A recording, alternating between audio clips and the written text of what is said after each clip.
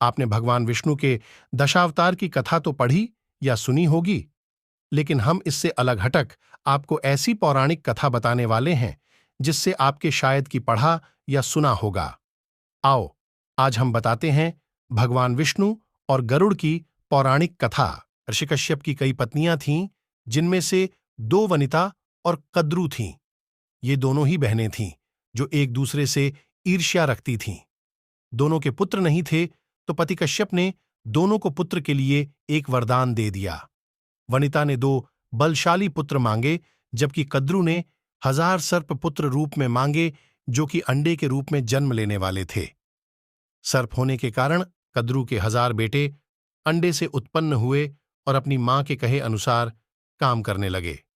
दोनों बहनों में शर्त लग गई थी कि जिसके पुत्र बलशाली होंगे, हारने वाले को उसकी दास्ता स्वीकार करनी होगी। इधर सर्प ने जो जन्म ले लिया था, लेकिन वनिता के अंडों से अभी कोई पुत्र नहीं निकला था। इसी जल्दबाजी में वनिता ने एक अंडे को पकने से पहले ही 4DDH दिया। अंडे से अर्धविकसित बच्चा निकला, जिसका ऊपर का शरीर तो इंसानों जैसा था, लेकिन नीचे का शरीर अर्धपक्व था। इसका नाम अरुण था। अरुण ने अपनी मां से कहा कि पिता के कहने के बाद भी आपने धैर्य खो दिया और मेरे शरीर का विस्तार नहीं होने दिया, इसलिए मैं आपको श्राप देता हूं कि आपको अपना जीवन एक सेवक के तौर पर बिताना होगा। अगर दूसरे अंडे में से निकला उनका पुत्र उन्हें इस श्राप से मुक्त ना करवा सका, तो वह आजीवन दासी बनकर रहेंगी। भय से विनता ने दूसरा अंडा नहीं फोड़ा और पुत्र के शाप देने के कारण शर्त हार गई और अपनी छोटी बहन की दासी बनकर रहने लगी।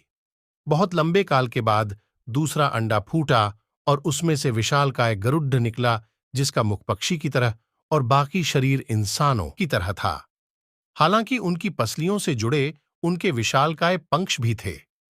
जब गरुड़ को यह पता चला कि उनकी माता तो उनकी ही बहन की दासी है और क्यों है यह भी पता चला, तो उन्होंने अपनी मौसी और सर्पों से इस दासत्व से मुक्ति के लिए उन्होंने शर्त पूछी। सर्पों ने विनता की दास्ता की मुक्ति के लिए अमृत मंथन ने निकला अमृत मांग।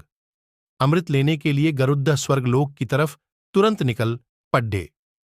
देवताओं ने अमृत की सुरक्षा के लिए 3 चरणों की सुरक्षा कर रखी थी।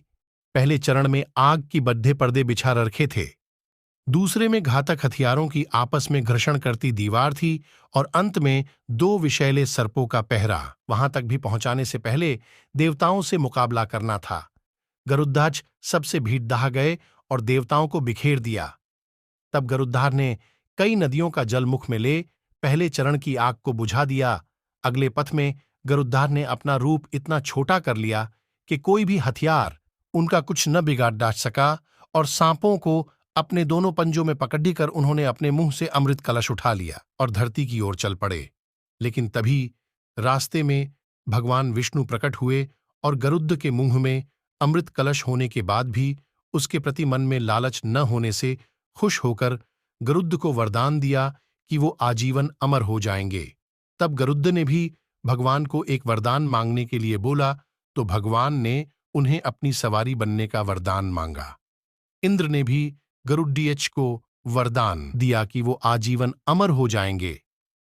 तब गरुड़ ने भी भगवान को एक वरदान मांगने के लिए बोला, तो भगवान ने उन्हें अपनी सवारी बनने का वरदान मांगा। इंद्र ने भी गरुड़ को वरदान दिया कि वो सांपों को भोजन रूप में खा सकेगा। इस पर गरुड़ ने भी अमृत कुशल वापसी का वादा किया।